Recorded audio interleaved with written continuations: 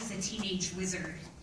When we pick up the story, my 4-year-old daughter Bryn has just asked me to pretend to be Draco Malfoy, the bad boy of the Harry Potter books, so that she can pretend to be his girlfriend.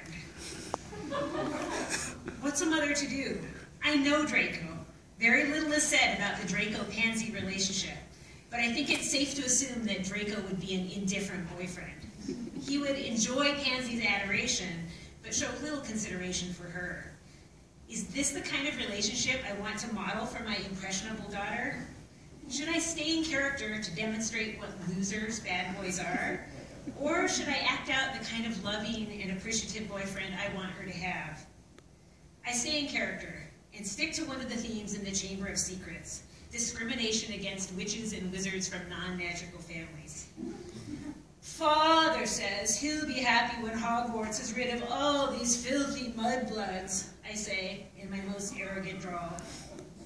No, Bryn corrects. What would he say to Pansy?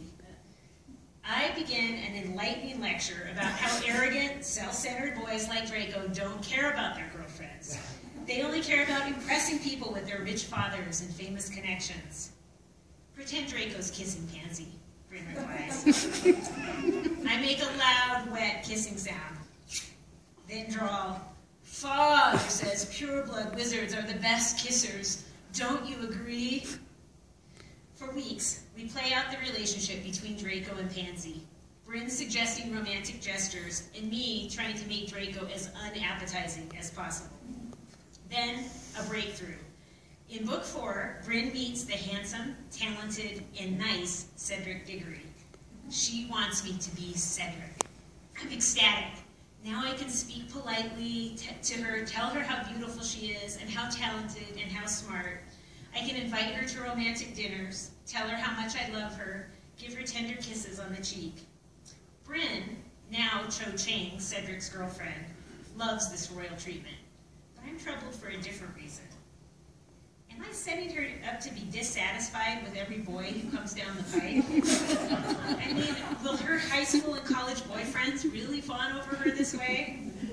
Would it be better preparation for life if I gave her a peck on the cheek and said, I'm going out with the guys to play Quidditch tonight? Or should I be modeling the perfect boyfriend so she'll recognize him when she sees him? Before I've had a chance to resolve this issue in my own mind, Bryn throws me another curveball. In Harry Potter and the Goblet of Fire, Harry and Cedric are both interested in Cho. In the book, Cho turns down Harry's invitation to the Yule Ball because Cedric has already asked her. But my mini Cho sees an opportunity. As I wash dishes, she tells me, you're Harry, and you asked Cho to the ball. But when I ask her to the ball, she tells me, I'll have to get back to you.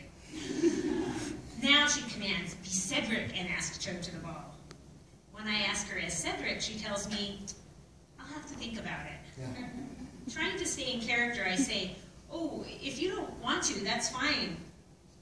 No, she says, I think I do, but Harry asked me to, and I need to decide.